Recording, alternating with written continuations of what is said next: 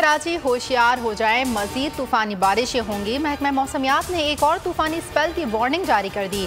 Chief metrologist सरदार सरफराज कहते हैं बारिश का नया सिस्टम बर्फ रफ्तारी से कराची की तरफ बढ़ रहा है। 18 जुलाई तक मूसलाधार बारिश जारी रहेंगी। हैदराबाद, बदीन और लाड़काना भी तूफानी बारिश की जद में रहेंगे। मुल्क के बेशतर हिस्सों में भी ईद पर बारिश का सिलसिला जारी रहेगा।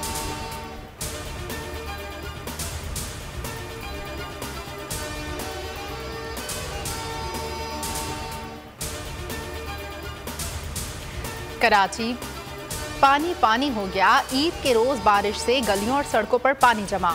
नाज़माबाद में नाला ओवरफ्लो, मलीर मॉडल कॉलोनी में गलियां ज़ेर-ए-आब, लियाकताबाद में भी सूरत हाल अबतर।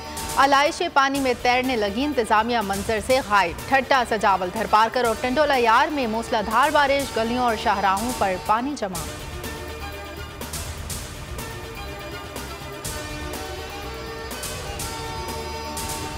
मुल्क भर में बारिशों के बाइस हादसात, मजीद 13 अफराद जाँ बहक। बलोचिस्तान में बारिशों का 30 साला रिकॉर्ड टूट गया। किलात, खुजदार, तुरबत और आवरान में तूफानी बारिशें हुई। चमन में फाइबर ऑप्टिक को नुकसान, बैंकों का सिस्टम बैठ गया। कई इलाकों में इंटरनेट सर्विस बंद। उधर पंजाब के मुख्तलिफ शहरों में बारिश। मुल्तान वासा ने मुलाजमीन को अलर्ट जारी कर दिया। लाहौर और चिन्योट में आसमानी बिजली गिरने के वाकयात पेश आए।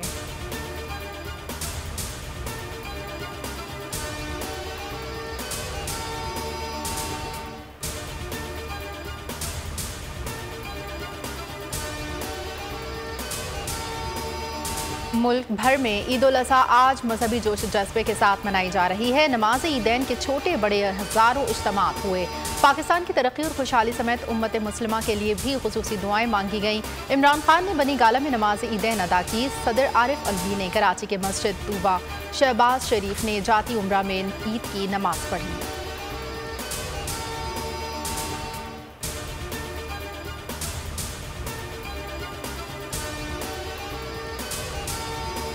सुन्नत इब्राहिमी का सिलसिला ईद के दूसरे रोज भी जारी रहेगा। दूसरे दिन रिश्तेदारों को दावत पर बुलाया जाएगा। नमकीन और मीठे खानों होंगे तैयार। शाम के वक्त सैर व तफरीह होगी।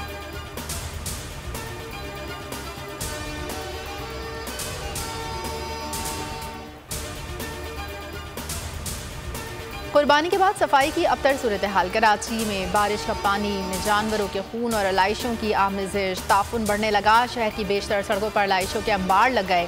हैदराबाद में जानवरों की कुर्बानी, आलाइशें उठाई ना जा सकी। सक्खर में भी जगह जगह गंदगी के ढेर।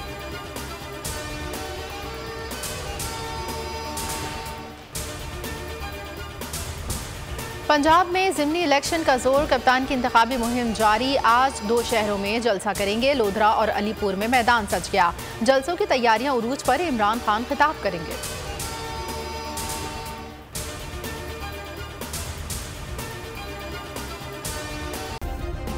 सब्सक्राइब करें और बेल दबाएं ताकि कोई खबर रह न जाए।